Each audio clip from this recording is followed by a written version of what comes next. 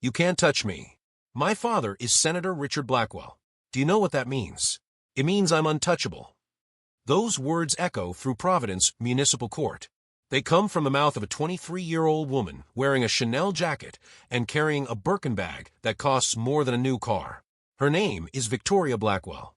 She stands in front of Judge Frank Caprio. She has no idea what's about to happen. If you believe justice should be equal for everyone, you'll want to see what happens next. It's a Tuesday morning. The courtroom is packed. People sit shoulder to shoulder in the wooden benches. They're here for their own cases. Traffic violations, parking tickets, small offenses. They wait patiently. They whisper quietly.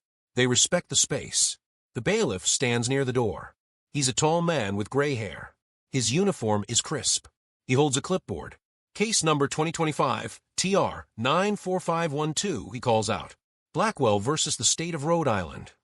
At a table in the front sits a woman named Rosa Martinez. She's 54 years old. Her hands rest in her lap. They're rough hands. Hands that have worked hard for decades. Rosa cleans houses for a living. She wakes up at 4 in the morning. She takes 2 buses to get to her first job. She cleans 5 houses a day. She gets home at 8 at night. She does this 6 days a week. Rosa is in court today because of 3 unpaid parking tickets. The tickets total $375. That might not sound like much, but to Rosa it's a week of food. It's the electric bill. It's the medicine her mother needs. Rosa's been saving for 3 months to pay these tickets. She finally has the money. She came to court ready to make things right. Judge Caprio looks at Rosa with kind eyes. "Good morning, Mrs. Martinez," he says. His voice is warm. "I see you're here about parking violations. Can you tell me what happened?" Rosa stands. She's wearing her best dress. It's old but clean. "Your Honor," she begins. Her voice shakes a little. "I parked wrong. I know I did. I was running late to work. I got the tickets. I should have paid them right away. But money has been tight. Very tight. I'm here now. I have the money. I want to pay." Judge Caprio nods. He's heard stories like this 1,000 times. He looks at the papers in front of him. "Mrs. Martinez, I see here that you work multiple jobs. You support your elderly mother. You've never been in trouble before these tickets. Is that correct?" "Yes, Your Honor. I just want to pay and move on." Before the judge can respond, the courtroom doors slam open. Every head turns. In walks Victoria Blackwell. She moves like she owns the place. Her heels click on the tile floor. Click, click, click. Each step is loud. Each step is confident. Her blonde hair is perfect. Not a strand out of place. She wears sunglasses inside. Big designer sunglasses. They cost $800. Her Chanel jacket is cream-colored. Her jeans are ripped. Not from wear. They were made that way. They cost $1,200. The Birkin bag on her arm is orange. It costs $45,000. Victoria doesn't look at anyone. She walks to the front of the courtroom. She stands next to Rosa. She doesn't acknowledge her. She pulls out her phone. The newest iPhone. She starts typing. Judge Caprio looks at her. He waits. The courtroom is silent. Everyone watches. "Miss Blackwell." Judge Caprio says. His voice is calm. "Professional. Please put your phone away." Victoria doesn't look up. Her thumbs keep moving across the screen. "One SEC, she says. Her voice is flat. Bored. The bailiff takes a step forward. Judge Caprio raises his hand slightly. Wait. 30 seconds pass. Victoria finally looks up. She doesn't put the phone away. She holds it in her hand. "Okay, what?" she says. A woman in the back row gasps. A man shakes his head. Rosa's eyes widen. Did this young woman just say what to a judge? Judge Caprio takes a breath. "Miss Blackwell, I'm Judge Frank Caprio. You're in my courtroom. I need you to put your phone away and show respect to this court." Victoria sighs. It's a long, dramatic sigh, like she's doing everyone a favor by being here. She drops her phone into her Birkin bag. "Fine. Can we make this quick? I have a spa appointment at noon." The courtroom goes completely still. You could hear a pin drop. People lean forward in their seats. This is not normal. This is not how things go in Judge Caprio's courtroom. Judge Caprio looks at the clerk. "What are the charges against Miss Blackwell?" The clerk, an older woman with glasses, reads from her computer. "Your Honor, Miss Blackwell is charged with reckless driving, leaving the scene of an accident and attempting to bribe a police officer. The room erupts in whispers. These aren't minor charges. These are serious. The bailiff holds up his hand for quiet. Judge Caprio looks at Victoria. Miss Blackwell, these are very serious charges. Do you understand that? Victoria shrugs. Actually shrugs. I guess. But it's all a misunderstanding. The cop was being dramatic. Can you tell me what happened? Victoria rolls her eyes. Okay, so I was driving down Wickenden Street. I was going to meet my friends. This old Honda, or whatever, was going super slow. I went around it. Maybe I was going a little fast. But that road is so boring and straight. Anyway, I might have clipped the Honda's mirror. Barely touched it. The car was ancient anyway. It probably needed a new mirror. Judge Caprio makes a note. You hit another car's mirror. Did you stop? Well, no. Because it was barely anything. Like I said, just a tiny clip. Plus, I was late. My friends were waiting. So you left the scene of an accident. Victoria waves her hand dismissively. Accident is such a strong word. It was a mirror tap. Judge Caprio looks at a police report on his desk. Officer Thompson, can you approach and tell us what you witnessed? A police officer stands from the back of the courtroom. He's been sitting quietly. He walks to the front. He's in his mid-30s. His uniform is neat. His face is serious. Your Honor, Officer Thompson begins. On March 15th at approximately 2:47 p.m., I was on patrol on Wickenden Street. I witnessed Miss Blackwell's vehicle, a white Range Rover, strike the driver's side mirror of a 2008 Honda Civic. The impact was significant. The mirror was completely torn off. Miss Blackwell did not stop. She accelerated and continued down the street. I activated my lights and siren and pursued her. She did not pull over for approximately 8 blocks. Victoria interrupts. Because I didn't know you were after me. My music was loud. Judge Caprio holds up his hand. Miss Blackwell, don't interrupt. Officer Thompson, please continue. Thank you, Your Honor. When Miss Blackwell finally pulled over, I approached her vehicle. I informed her of the violation. She became immediately hostile. She said, and I quote from my report, "Do you know who I am? My father is Senator Blackwell. This is ridiculous." I explained that she needed to return to the scene and exchange insurance information with the other driver.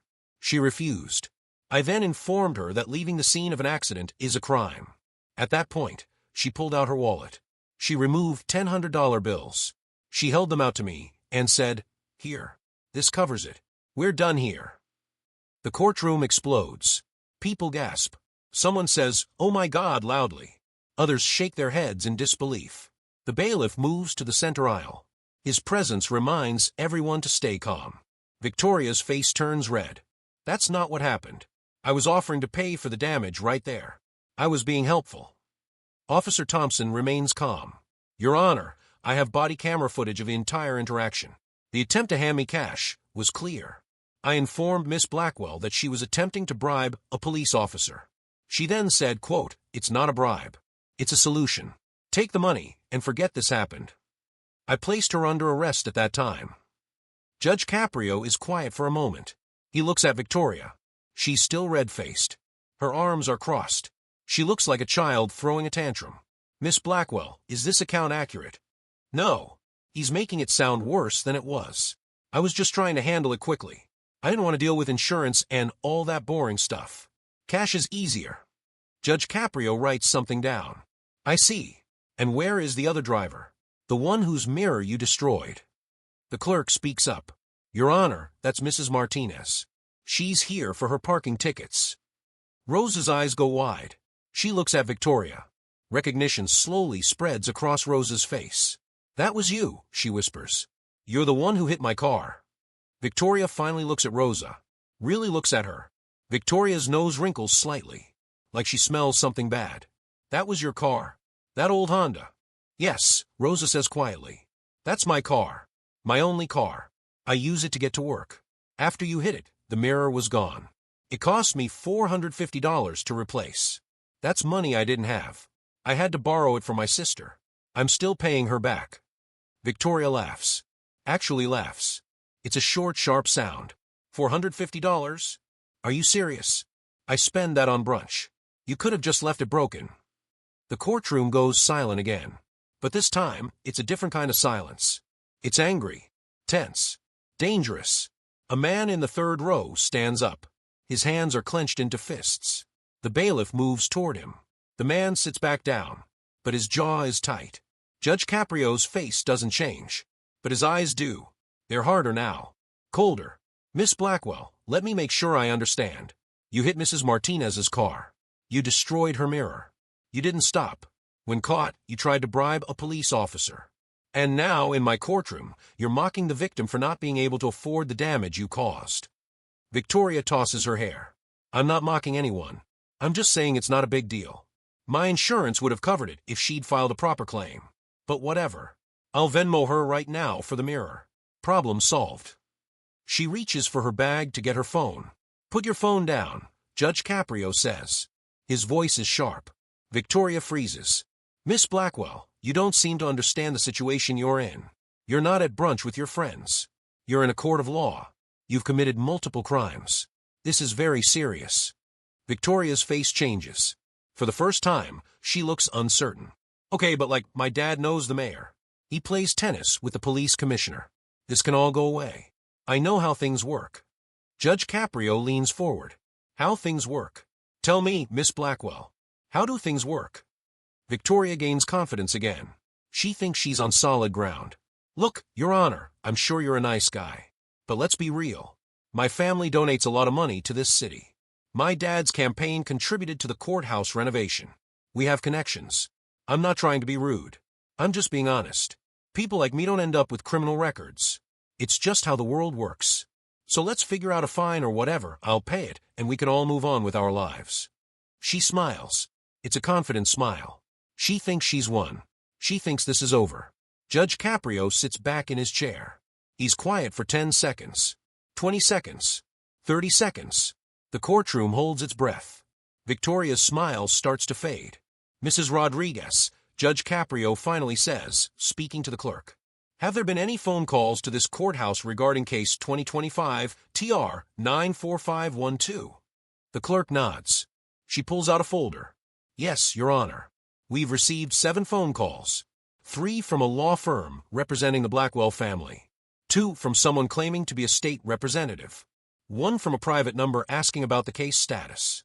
And 1 from Senator Blackwell's office asking when the hearing was scheduled and who the judge would be. Victoria's face lights up. See, my dad's office is handling it. They'll take care of everything. Judge Caprio looks at her. His face is stone. Miss Blackwell, those phone calls are not helping you. They're making this worse. Much worse. Every one of those calls is an attempt to interfere with justice. Every call is someone trying to use influence and power to give you special treatment. Do you understand what that means? Victoria shifts her weight. It means my family cares about me. It means your family thinks the rules don't apply to you. It means they believe money and power are more important than justice. It means they've taught you that you can do whatever you want without consequences. Judge Caprio pauses. Mrs. Rodriguez, please enter all 7 phone calls into the record, with dates, times, and caller information. Yes, Your Honor. Victoria's lawyer, a man in an expensive suit who's been sitting quietly, finally stands up. Your Honor, if I may. You may not, Judge Caprio says firmly. Your client is speaking for herself quite clearly. Sit down. The lawyer sits. He looks uncomfortable. He probably doesn't want to be here.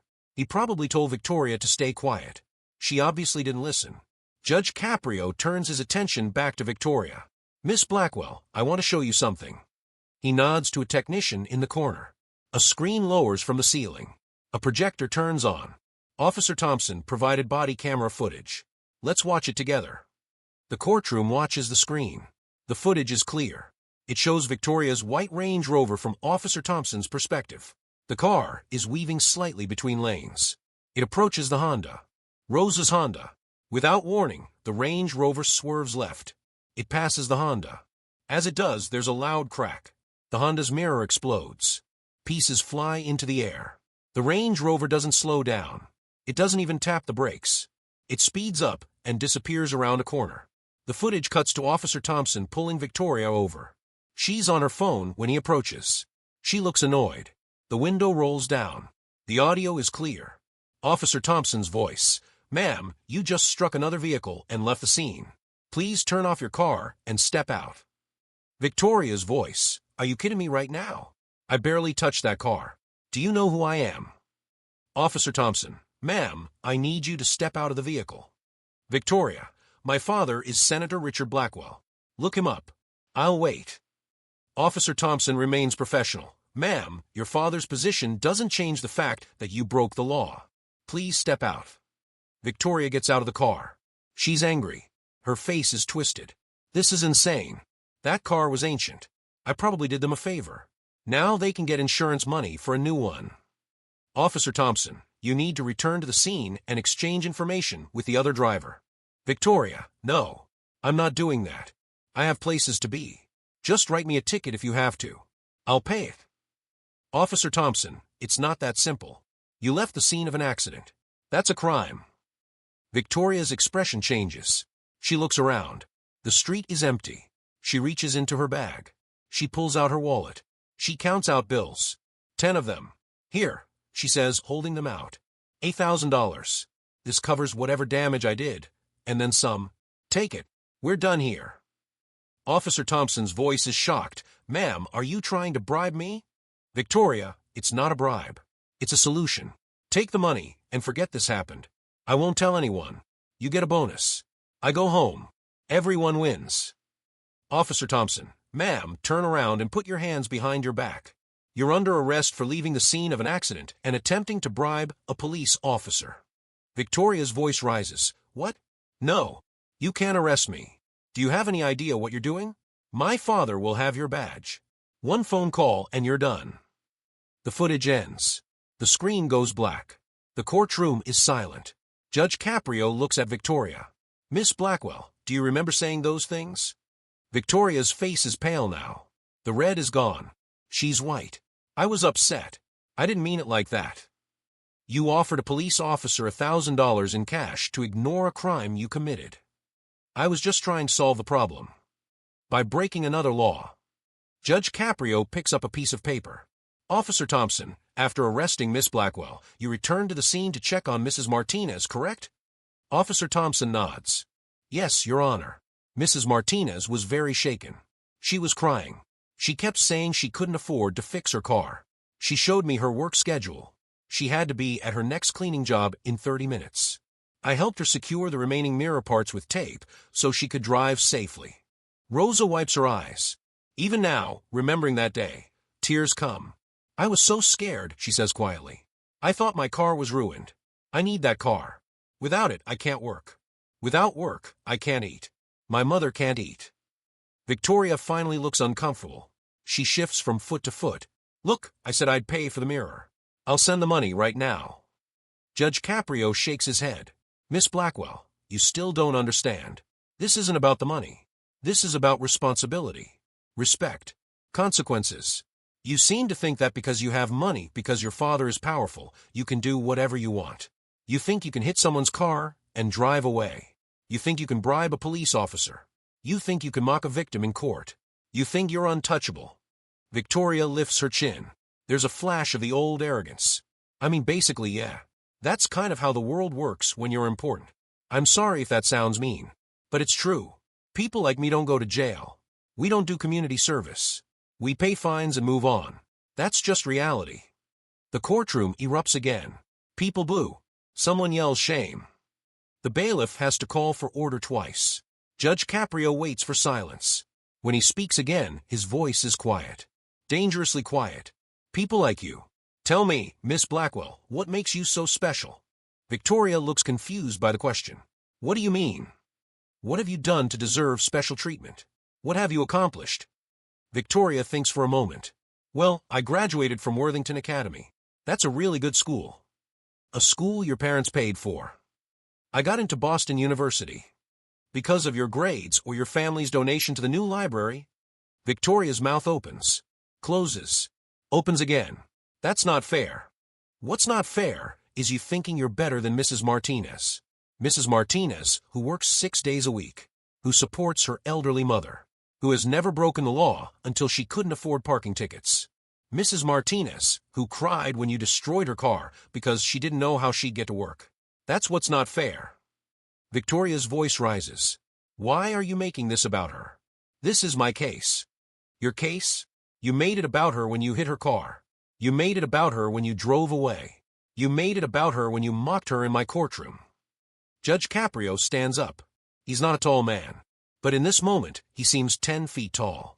Miss Blackwell, I've been a judge for a long time. I've seen thousands of people come through this court. Rich people, poor people, young people, old people. And I can tell you this with certainty. Money doesn't make you special. Power doesn't make you special. What makes you special is how you treat other people. And by that measure, Miss Blackwell, you are not special at all. Victoria's eyes fill with tears. But they're not tears of remorse. They're tears of anger, of frustration. You can't talk to me like that. I'm going to report you. My father is going to hear about this. Judge Caprio sits back down. He picks up his gavel. Miss Blackwell, I'm going to give you one more chance to show respect to this court. If you threaten me or anyone else again, I will hold you in contempt. Do you understand? Victoria's chest heaves. She's breathing hard. Her hands are shaking, but she nods. Barely. Now, Judge Caprio continues, let's talk about your punishment. Victoria's lawyer jumps up. Your Honor, my client is willing to pay all fines and make full restitution to Mrs. Martinez. We ask that the court consider her age and lack of prior record. Judge Caprio looks at the lawyer. Sit down. I'll hear from you when I'm ready. The lawyer sits. Miss Blackwell, Judge Caprio says, looking directly at Victoria, I'm going to ask you some questions. I want you to answer honestly. Can you do that? Victoria nods. Do you think what you did was wrong? Victoria hesitates. I mean, I shouldn't have hit her car. That's not what I asked. Do you think what you did was wrong? Longer hesitation. Yes. You don't sound sure. Victoria's face flushes. Okay, yes. It was wrong. I should have stopped. Why should you have stopped? Because it's the law. Is that the only reason? Because it's the law. Victoria looks confused. What other reason is there? Judge Caprio leans forward. How about because you damaged someone's property? Because you left a person scared and upset? Because you caused harm, and you have a responsibility to make it right? Do those reasons matter to you? Victoria is quiet. I'm waiting for an answer, Miss Blackwell. I guess those reasons matter too. You guess. They matter. Okay, they matter. Is that what you want me to say? I want you to mean it. Do you mean it? Victoria looks down. Her voice is barely a whisper. I don't know. Judge Caprio nods slowly. At least that's honest. Miss Blackwell, I don't think you understand responsibility. I don't think you understand consequences. I don't think you've ever had to face the results of your actions. You've been protected your whole life. By money. By power. By parents who make your problems disappear. But you're 23 years old. You're an adult. It's time you learned what that means. Victoria looks up. Fear is starting to show in her eyes. Real fear. What are you going to do? Judge Caprio picks up a sheet of paper. I'm going to sentence you. But first, I want to make sure you understand each charge. The first charge is reckless driving. Officer Thompson clocked you at 58 miles per hour in a 30-mile-per-hour zone. That's nearly double the speed limit in a residential area. There's a school 3 blocks from where you were driving. Children walk on those streets. Do you understand how dangerous your actions were? Victoria swallows hard. I didn't think about it. Exactly. You didn't think. You didn't think about the children. You didn't think about other drivers. You didn't think about pedestrians. You only thought about yourself and where you wanted to be. Victoria says nothing. The second charge is leaving the scene of an accident. Rhode Island law is very clear. If you're involved in an accident, you must stop. You must exchange information. You must make sure no one is hurt. You did none of those things. You destroyed someone's property and drove away. That's not just illegal, Miss Blackwell. It's cowardly. Victoria flinches at the word cowardly. The third charge is attempting to bribe a police officer. This is perhaps the most serious. You tried to use money to make a crime disappear. You tried to corrupt a public servant. You treated Officer Thompson like he was for sale. Like his integrity meant nothing. Like justice was just another thing you could buy. Judge Caprio sets down the paper. Miss Blackwell, do you have anything to say before I announce your sentence? Victoria's lawyer stands. Your Honor, may I speak? You may. The lawyer clears his throat. Your Honor, my client is young. She made mistakes, but she has no prior criminal record. She comes from a good family. She has a bright future ahead of her. A harsh sentence could ruin that future. We ask the court for leniency. We propose a fine and probation. My client is willing to pay any amount and will comply with all probation requirements. Judge Caprio listens patiently. Are you finished? Yes, Your Honor. Miss Blackwell, do you want to add anything? Victoria looks at her lawyer. He nods encouragingly. She turns back to the judge. Your Honor, I'm sorry. I really am. I made mistakes. I'll pay whatever fine you think is right. I'll stay out of trouble. Please don't put me in jail.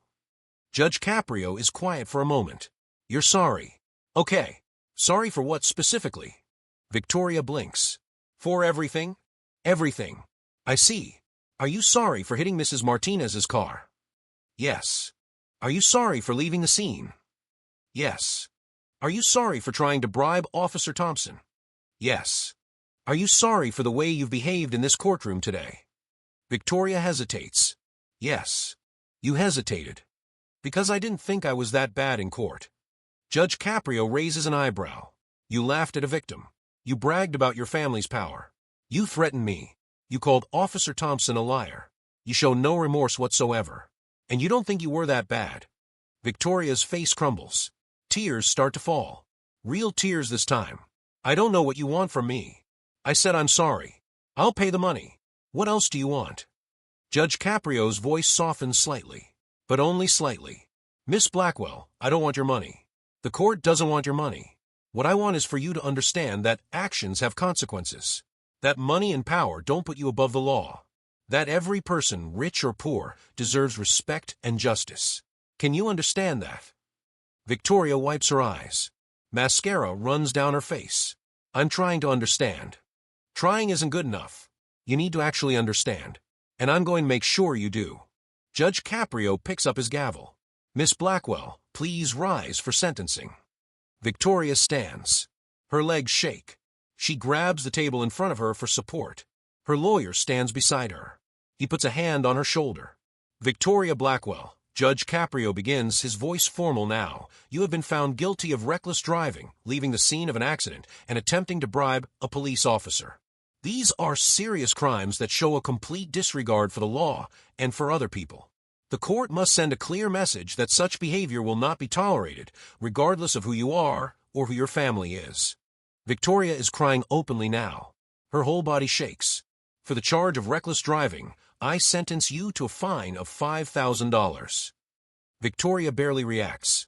$5,000 is nothing to her. For the charge of leaving the scene of an accident, I sentence you to an additional fine of $10,750. This includes full restitution to Mrs. Martinez for her mirror, her time, and her suffering. Victoria nods. She can handle fines. Fines are easy. Her father will pay them. Additionally, your driver's license is suspended for 180 days. That's 6 months.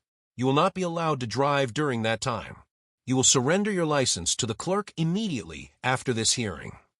Victoria's eyes widen. Wait, what? I need my car. How am I supposed to get anywhere? The same way Mrs. Martinez does. You'll take the bus. You'll get rides from friends. You'll walk. You'll figure it out. Victoria looks at her lawyer desperately. He shakes his head. There's nothing he can do. But the fines and the license suspension are just the beginning. Judge Caprio continues. I'm also sentencing you to 200 hours of community service. Victoria gasps. 200 hours. Yes. And not just any community service. Your service must be completed at the Rhode Island Public Transit Authority. Victoria looks confused. The what? The bus system, Miss Blackwell. You'll be working with the bus system.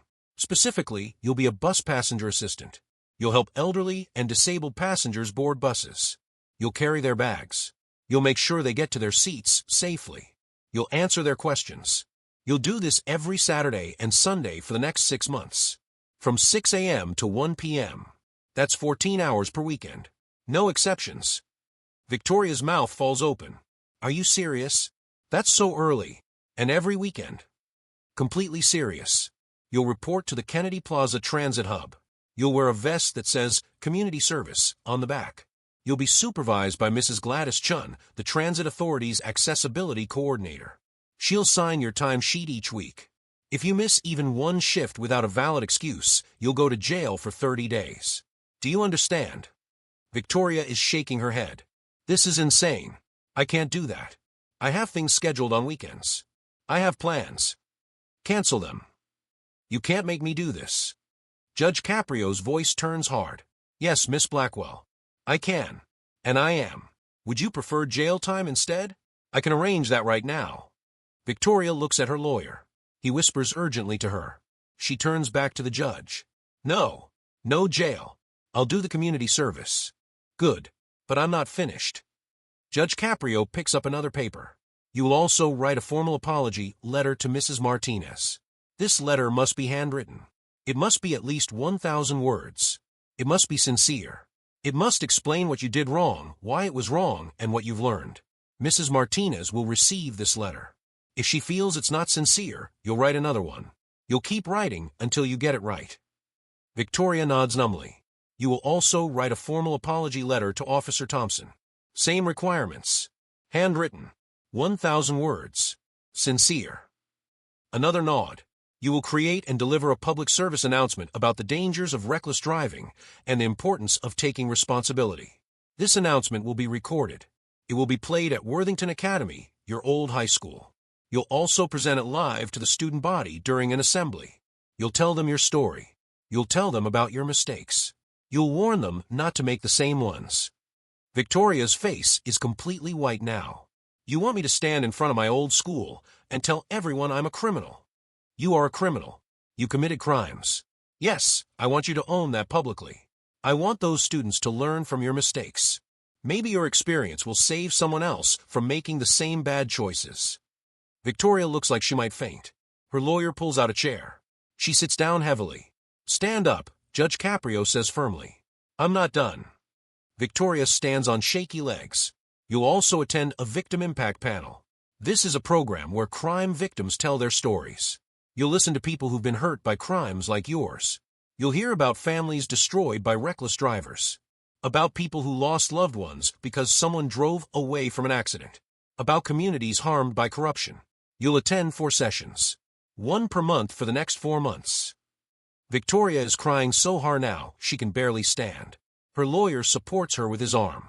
In addition to all of this, you're on probation for 2 years. During those 2 years, you'll meet with a probation officer every month. You'll take random drug tests. If you fail even one test, you go to jail. If you get arrested for anything else, even a parking ticket, you go to jail. If you don't complete your community service, you go to jail. If your apology letters aren't sincere, you go to jail. Do you understand? Victoria can't speak. She just nods. I need to hear you say it, Miss Blackwell. Do you understand your sentence? Yes, Victoria whispers. I understand. Speak up. Yes. Victoria shouts through her tears. Yes, I understand. Judge Caprio nods. Good. But there's one more thing. Victoria looks up in horror. One more thing. Yes. You mentioned earlier that you're untouchable. That you can't be touched because of who your father is. Do you remember saying that? Victoria nods miserably. That was contempt of court. You disrespected this court and threatened its authority. For that, I'm sentencing you to 15 days in the adult correctional institutions. You'll serve that time immediately. The courtroom explodes. People gasp. Some cheer. Victoria screams. No. No, please. I'm sorry. I didn't mean it. Judge Caprio bangs his gavel. Order. Order in this court. Victoria is hysterical now. Please, Your Honor. Please. I'll do anything.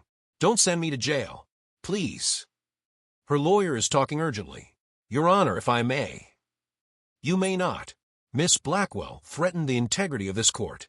She believed she was above the law. She needs to learn immediately that she is not. Judge Caprio nods to the bailiff. Bailiff, please take Miss Blackwell into custody. The bailiff approaches Victoria. He pulls out handcuffs. Victoria backs away. No, you can't do this. My father will sue you. You'll lose your job. You can't touch me. That phrase again, Judge Caprio says calmly. You still think you can't be touched. Let me prove you wrong. Bailiff, proceed. The bailiff takes Victoria's arm. She tries to pull away. Get off me. Don't touch me. I said you can't touch me. Miss Blackwell, if you resist, I'll add resisting arrest to your charges. Hold out your hands. Victoria is sobbing, shaking, but she holds out her hands. The bailiff puts the handcuffs on. Click, click. The sound echoes through the courtroom. Victoria looks at the handcuffs. She looks at the judge. She looks at the courtroom full of people watching her. And something breaks inside her. She collapses to her knees. The bailiff catches her before she hits the ground. I'm sorry, Victoria sobs. I'm so sorry. Please, please don't do this. Judge Caprio's face softens slightly. Just slightly. Miss Blackwell, 15 days in jail is nothing compared to what you could have gotten. This is mercy. You'll spend that time thinking about what you've done. You'll spend it understanding that actions have consequences. And when you come out, you'll start your community service. You'll write your letters. You'll face the people you've hurt. And maybe, just maybe, you'll become a better person. The bailiff helps Victoria to her feet. She can barely walk. Her legs won't work properly. The bailiff supports her weight. He walks her toward the door that leads to the holding cells. As they reach the door, Victoria turns back. She looks at Rosa. Rosa, who has been sitting quietly through all of this. Rosa, who has said almost nothing. Rosa, who just wanted to pay her parking tickets and go home. I'm sorry, Victoria says to Rosa.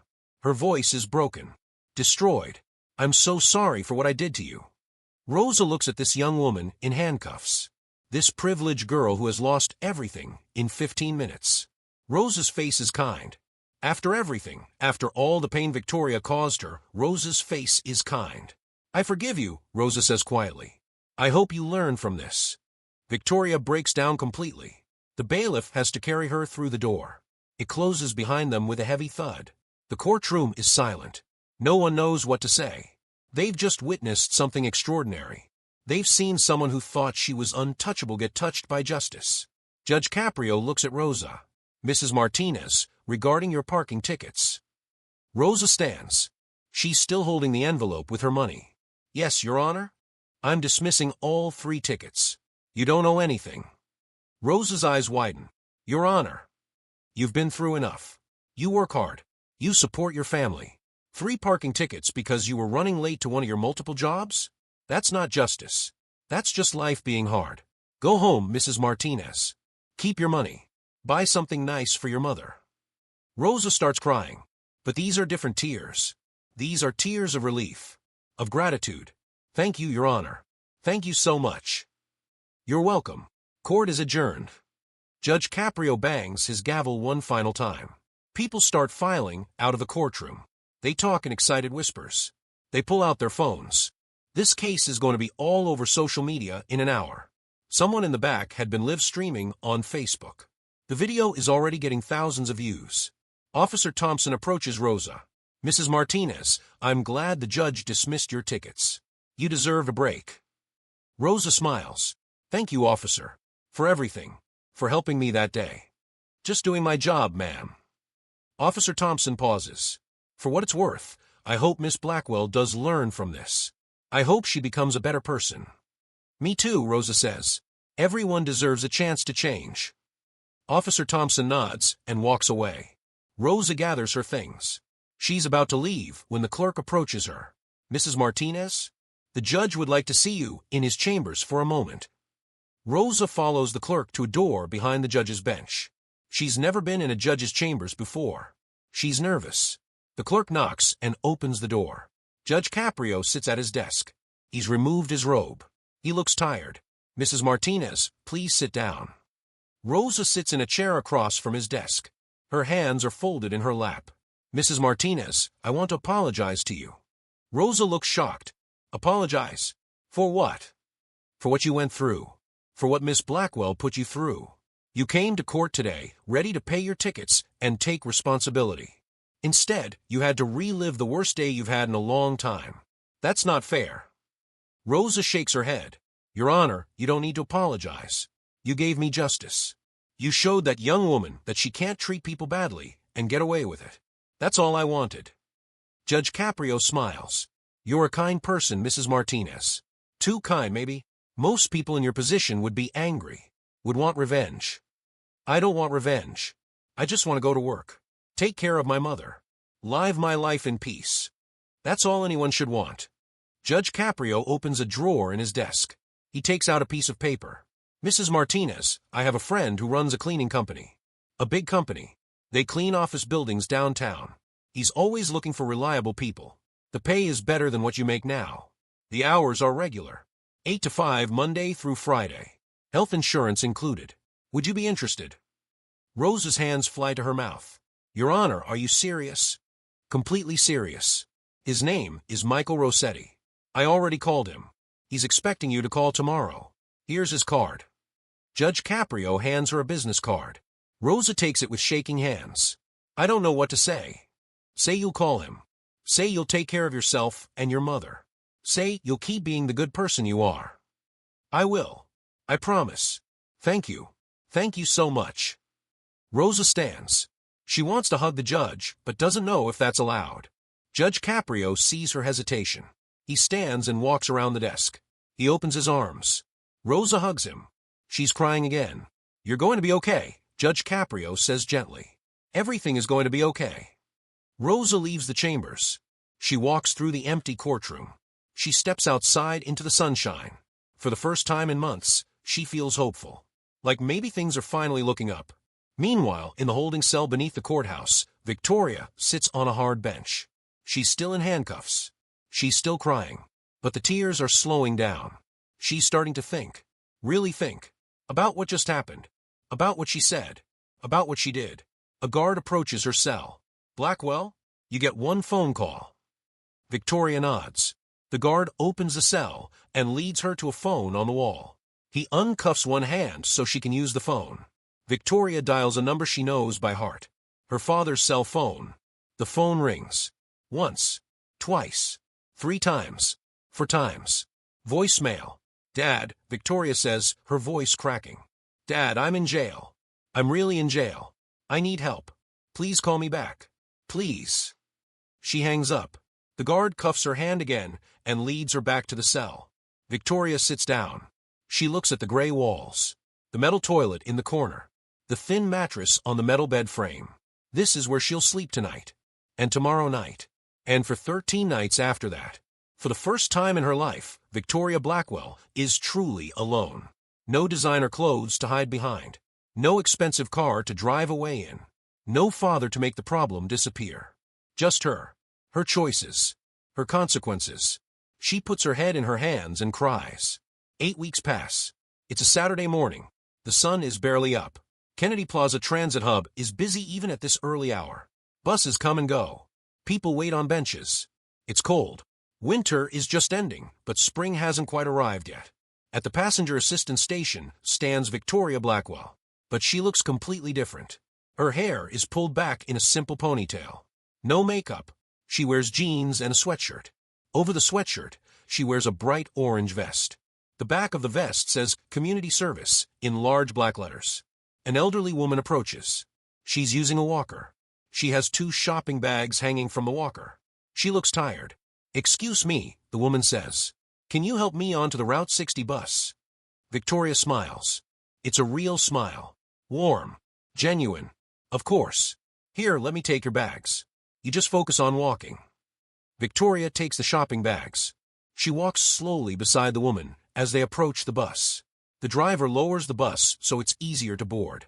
Victoria helps the woman up the steps. She makes sure she gets to a seat safely. She places the shopping bags on the seat next to the woman. There you go, Victoria says.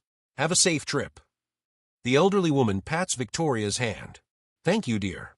You're very kind. Victoria steps off the bus. It pulls away. She walks back to the assistance station. Her supervisor, Mrs. Gladys Chun, is watching. Mrs. Chun is a small Asian woman in her 60s. She's tough but fair. She's been supervising Victoria's community service since day one. Good job, Mrs. Chun says. That was your 47th passenger today. Victoria checks her watch. It's only 9:30. We still have 3.5 hours left. That we do. You tired? Victoria shrugs. My feet hurt, but I'm okay. Mrs. Chun studies her. You're different than you were 8 weeks ago. Yeah, Victoria says quietly. I know. Want to talk about it? Victoria sits down on a bench. Mrs. Chun sits next to her.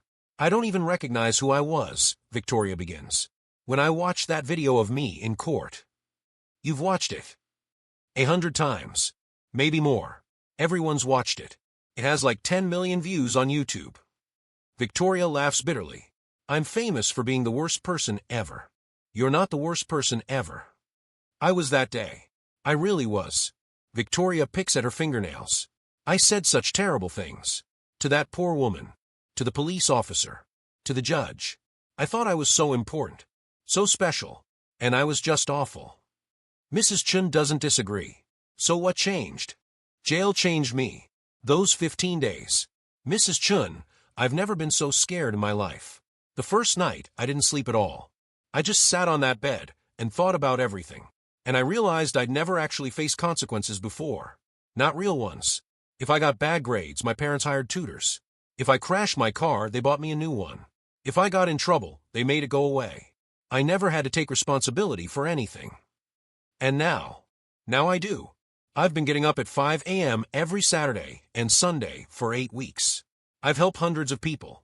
Elderly people. Disabled people. Poor people. People who take the bus because they can't afford cars. People like Mrs. Martinez. Victoria's voice breaks. People I used to think were beneath me. Mrs. Chun puts a hand on Victoria's shoulder. That woman you helped just now. Mrs. Patterson. Do you know her story? Victoria shakes her head. She's 78 years old. She raised 4 kids on her own after her husband died. She worked 3 jobs. She never took a day off. She put all 4 kids through college. Now, she lives in a tiny apartment on Social Security. Those shopping bags you carried? She walks to the grocery store every week because the bags are heavy and the bus only gets her within 4 blocks of her house. She makes that walk with her walker. Rain or shine. Victoria wipes her eyes. I didn't know. Most people don't know. They don't see her. Just like they didn't see Mrs. Martinez. But you see them now, don't you? I do. I really do. Victoria stands up. She sees another passenger struggling with a wheelchair. I need to go help.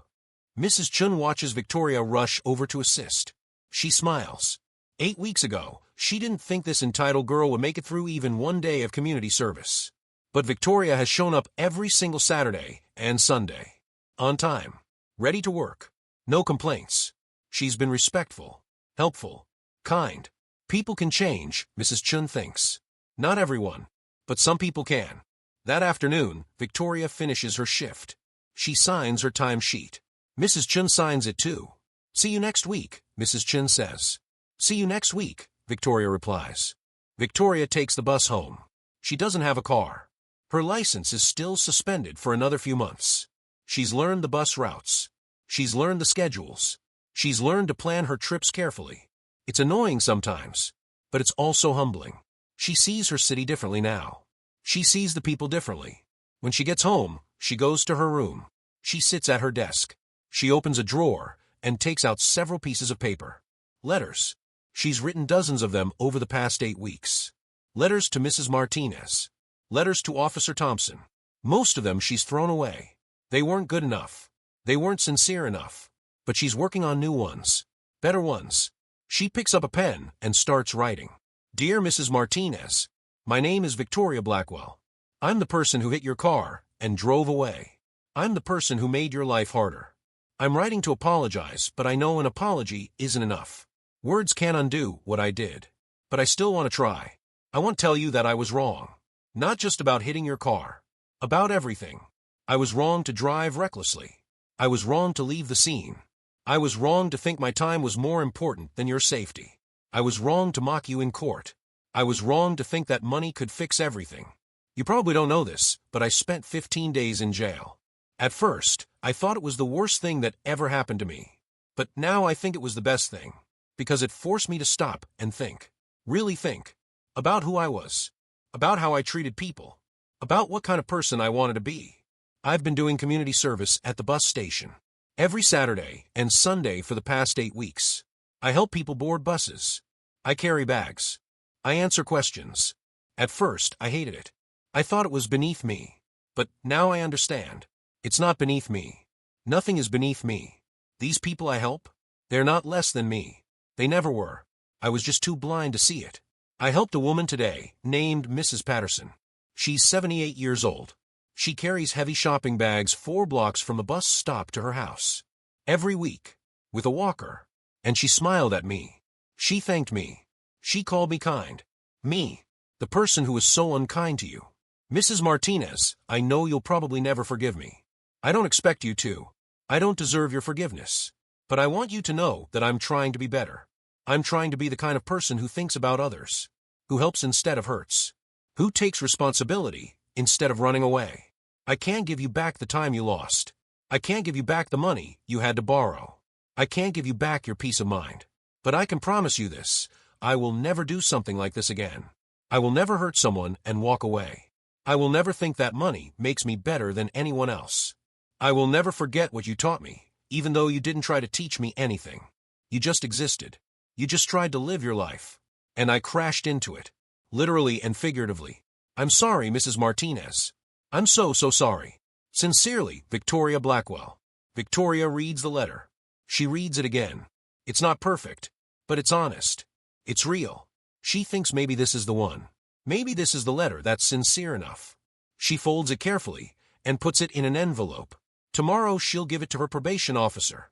He'll give it to Mrs. Martinez. And then Victoria will wait to see if it's good enough. 2 weeks later, Victoria has to give her presentation at Worthington Academy. She's terrified. This is her old school. People know her here. People saw the viral video. They know who she is and what she did. She stands in the wings of the auditorium. The entire student body is out there. Over 500 students. Teachers. Staff. The principal is introducing her. Please welcome Victoria Blackwell, a 2020 graduate of Worthington Academy. She's here today to share an important message about responsibility and consequences. Victoria walks onto the stage. The applause is scattered and awkward. She sees people whispering, pointing. She sees her old friends in the 3rd row. They're not smiling. She steps up to the microphone. Her hands shake. She grips the podium. "Hi," she begins. Her voice echoes through the auditorium. "My name is Victoria Blackwell. Some of you probably know me. Some of you have probably seen the video. The video of me being the worst person in the world." A few nervous laughs. "I'm here today because a judge ordered me to be here. He sentenced me to tell you my story. To warn you not to make the same mistakes I made. At first, I didn't want to do this. I was embarrassed. Ashamed. But now I'm glad I'm here. Because if my story can help even one person make better choices, then maybe some good came from all the bad I did." Victoria takes a breath. "I grew up with everything. Money. Privilege. Opportunities. I went to this school. I drove a nice car. I wore designer clothes. I thought I was special. I thought the rules didn't apply to me. I thought that because my family had money and power, I could do whatever I wanted." She pauses. The auditorium is completely silent. Everyone is listening. "One day I was driving. I was speeding, going almost 60 in a 30-mile-per-hour zone. I was texting. I wasn't paying attention. I hit another car. A Honda driven by a woman named Rosa Martinez. I destroyed her side mirror. Did I stop? No. I drove away. Because I was late to meet my friends. Because I didn't want to deal with insurance. Because I thought it didn't matter." Victoria's voice gets stronger. But it did matter. Mrs. Martinez needed that car to get to work. She worked 6 jobs. 6. She supported her elderly mother. That mirror cost her $450 to replace. Money she didn't have. Money she had to borrow. And I laughed about it. I actually laughed. I said I spend that much on brunch. Some students shift uncomfortably in their seats. When a police officer pulled me over, I tried to bribe him. I pulled out $1,000 in cash and told him to forget about it. I told him my father would have his badge. I threatened him because I thought I was untouchable. Victoria looks directly at the students. I wasn't untouchable. Nobody is. The judge sentenced me to 15 days in jail, to 200 hours of community service, to public humiliation. And you know what? He was right to do it, because I needed to learn that actions have consequences. That money doesn't make you special. That every person deserves respect. She pulls out her phone. She shows a picture on the screen behind her. It's Victoria in her orange vest at the bus station. This is me now. Every Saturday and Sunday, I help people board buses. Elderly people. Disabled people. People who can't afford cars. At first, I thought it was punishment. But now I realize it's a gift. These people have taught me more about life than I learned in 4 years at this school. Victoria's voice cracks. I want you to learn from my mistakes. Don't drive recklessly. Don't think you're above the law. Don't treat people badly because they have less money than you. Don't run from your mistakes. Face them. Own them. Fix them. She wipes her eyes. I ruined my reputation.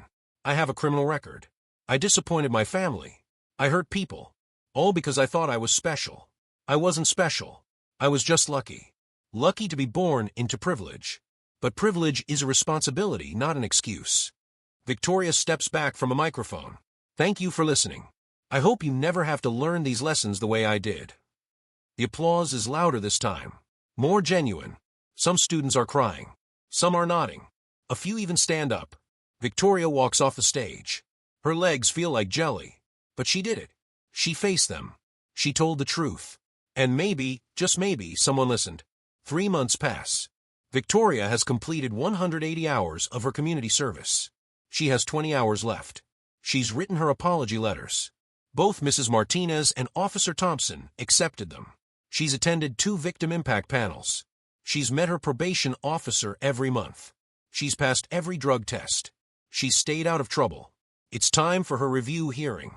Victoria walks into the same courtroom where everything started. Judge Caprio is on the bench. The courtroom is mostly empty. Just a few people. But Rosa Martinez is there. Officer Thompson is there. Mrs. Chun is there. Miss Blackwell, Judge Caprio says. Welcome back. Please approach. Victoria walks to the front. She stands where she stood 5 months ago. But she's different now. Everything is different. Miss Blackwell, I've reviewed your progress reports. You've completed 180 of your 200 community service hours. You've attended 2 victim impact panels. You've written and submitted your apology letters. Both Mrs. Martinez and Officer Thompson have accepted them. You've complied with all probation requirements. Mrs. Chun, your supervisor, has provided a glowing report. She says you're a model volunteer. Victoria smiles slightly. Thank you, Your Honor. How has this experience changed you? Victoria thinks for a moment. It changed everything. Before, I thought I was important because of who my family was. Because of money. Because of status. But I learned that none of that matters. What matters is how you treat people. What matters is taking responsibility. What matters is being kind. Judge Caprio nods. What have you learned from your community service? I learned that there are people who struggle every day. People who work hard. People who are kind despite having every reason to be bitter. I learned that I was living in a bubble. That the real world is nothing like I thought it was. And I learned that helping people feels better than anything money can buy. What about jail? What did you learn from those 15 days? Victoria's face gets serious. I learned that I'm not untouchable. That privilege can't protect you from consequences. And I learned to be grateful. For freedom. For second chances. For people who believe I can change. Judge Caprio picks up a paper. Miss Blackwell, Mrs. Martinez, is here today. She asked to speak. Mrs. Martinez. Rosa stands. She walks to the front. She stands next to Victoria. Your Honor, may I say something? Of course. Rosa turns to Victoria. Victoria, when you hit my car and drove away, I was angry. I was hurt. I was scared. I needed that car. I needed the money to fix it. And when you laughed at me in court, I thought you were the worst person I'd ever met. Victoria's eyes fill with tears. But then, I got your letter. Your real letter. Not the first few you threw away. The one where you were honest. Where you told me about Mrs. Patterson and the bus station and learning to be better. And I cried when I read it. Because I could tell you meant it. Rosa reaches out and takes Victoria's hand. I forgive you. Completely. And more than that, I'm proud of you. You took a terrible situation and you learned from it. You became better. That takes courage. Victoria is crying now. Thank you. Thank you so much. Rosa squeezes her hand and returns to her seat. Judge Caprio speaks again. Officer Thompson, you're also here. Do you have anything to say? Officer Thompson stands. Your Honor, when Miss Blackwell tried to bribe me, I was insulted. Angry. I've been a police officer for 12 years. I've never taken a bribe. I never would. What she did was wrong. He looks at Victoria. But I've also seen her at the bus station. I take the Route 60 every day to get to work. I've watched her help people. I've seen her carry bags. I've seen her be patient with difficult passengers. And I've seen her smile. A real smile. Not a fake one. She's changed. I can see it. Officer Thompson nods at Victoria. I accept your apology. And I hope you continue on this path. Thank you, officer, Victoria says. Judge Caprio looks at Victoria. Miss Blackwell, I'm going to reduce your remaining community service hours from 20 to 0. You've more than proven yourself. Your probation will continue for the remaining time, but I'm confident you'll complete it successfully. Victoria's face lights up. Thank you, Your Honor. However, Judge Caprio continues, I have a request. Not a requirement. A request. Anything, Victoria says. I'd like you to continue volunteering at the bus station. Not because you have to, but because you want to. I think you found something there.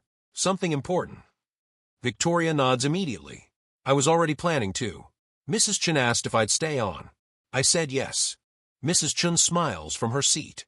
Judge Caprio smiles too. Then, I think we're done here.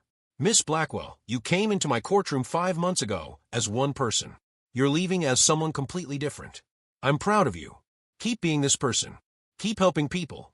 Keep taking responsibility. And I hope I never see you in my courtroom again. Victoria laughs through her tears. You won't, Your Honor. I promise. Good. Case dismissed. Judge Caprio bangs his gavel. Victoria walks out of the courtroom. Rosa catches up with her in the hallway. Victoria, wait. Victoria turns.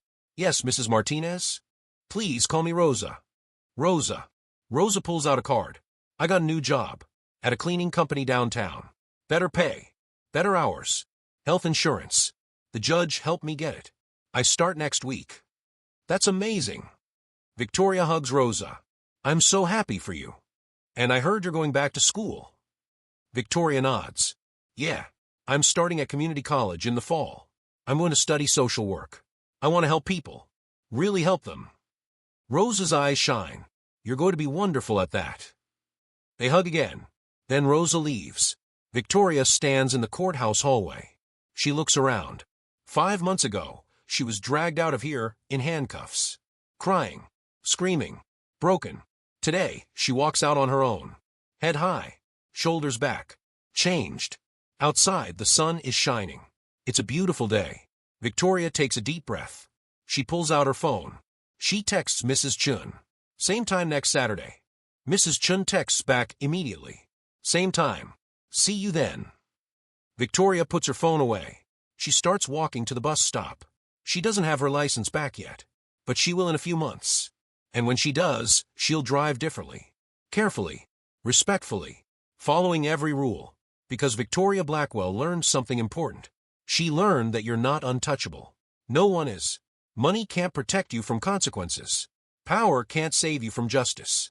Privilege is a responsibility, not a shield. She learned that the most important people aren't the ones with the most money or the biggest names. The most important people are the ones who work hard, who help others, who show kindness even when life is hard.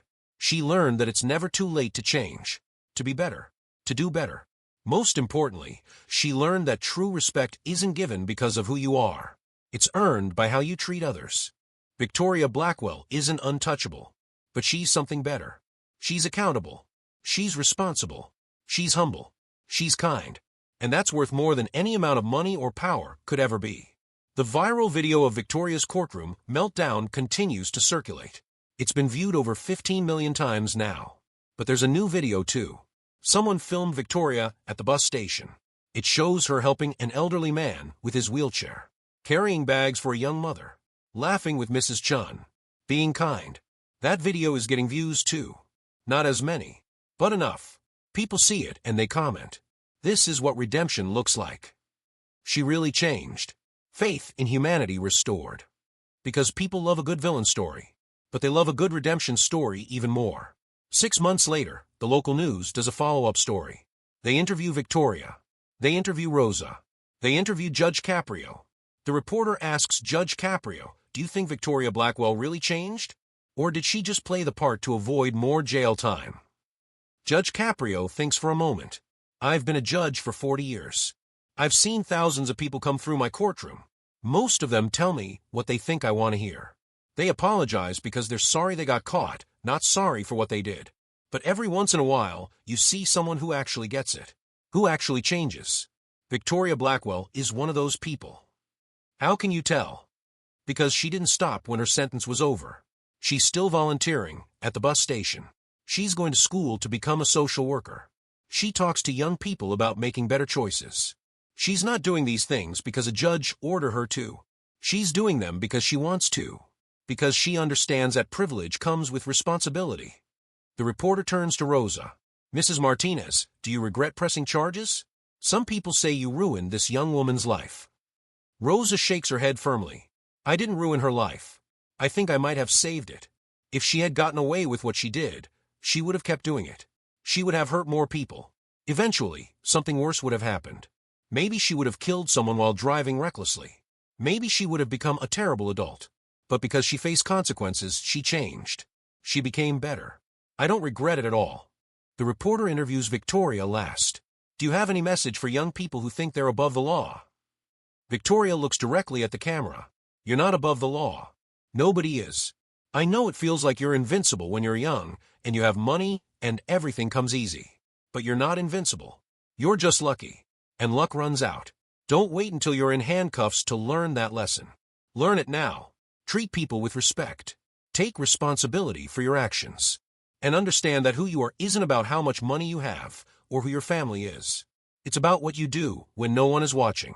It's about how you treat people who can't do anything for you. That's who you really are. The news story airs. It goes viral too. Not as viral as the original Courtroom video, but viral enough. Schools show it to students. Parents show it to teenagers. It becomes a teaching tool. And Victoria keeps living her life. Quietly, humbly, helping people, learning, growing, being better. Because that's what second chances are for. Years later, Victoria graduates with a degree in social work. She gets a job at a nonprofit that helps low-income families. She works with people like Rosa, people who work multiple jobs, people who struggle to pay bills, people who need help navigating systems that weren't designed for them. She's good at her job, really good, because she understands both sides. She understands privilege. She also understands consequences. She uses her background to open doors for others. She uses her story to connect with young people who are heading down the wrong path. One day, she gets a call. It's from Worthington Academy. They want her to come back and speak. Not because a judge ordered her to, but because students requested her. They heard about her work. They want to hear more of her story. Victoria stands on that same stage where she spoke years ago. But this time, she's not scared. She's confident, calm, ready. The last time I stood on this stage, she begins, I was here because I had to be. Today, I'm here because I want to be. That's the difference between then and now. Then, I was still running from my mistakes. Now I own them. She tells her story. The whole story. The speeding. The hit and run. The bribe. The courtroom breakdown. The handcuffs. The jail. The community service. The transformation. I'm not going to stand here and tell you I'm glad I went through all that, she says. It was hard, painful, humiliating, but I am glad I learned lessons. I'm glad I changed, because the person I was, that person was heading toward a very dark place. Maybe I would have hurt someone worse. Maybe I would have driven drunk and killed someone. Maybe I would have become an adult who uses power to hurt people instead of help them. She pauses, but that didn't happen, because I faced consequences. Real consequences. And those consequences saved my life. When she finishes speaking, the auditorium erupts in applause. Students stand. Teachers stand. The principal stands. It's not polite applause. It's genuine, enthusiastic, grateful. Afterward, a young girl approaches Victoria. She's maybe 15 years old. She's crying. Miss Blackwell, the girl says, thank you for your story. Of course. Are you okay? The girl nods. I am now, but I wasn't going to be. I've been doing bad stuff. Stealing from stores. Lying to my parents. I thought I was cool. I thought I wouldn't get caught. But your story scared me. In a good way. I don't want to end up in handcuffs. I don't want to hurt people. I want to change now, before it's too late. Victoria's eyes fill with tears. She hugs this girl she's never met. It's not too late. It's never too late. Make better choices starting now. Today. This moment. The girl nods. I will. I promise. Victoria watches the girl walk away. And in that moment she knows. All the pain, all the humiliation, all the hard work. It was worth it. Because if her story can help even one person make better choices, then maybe some good really did come from all the bad she did. And that's all anyone can ask for.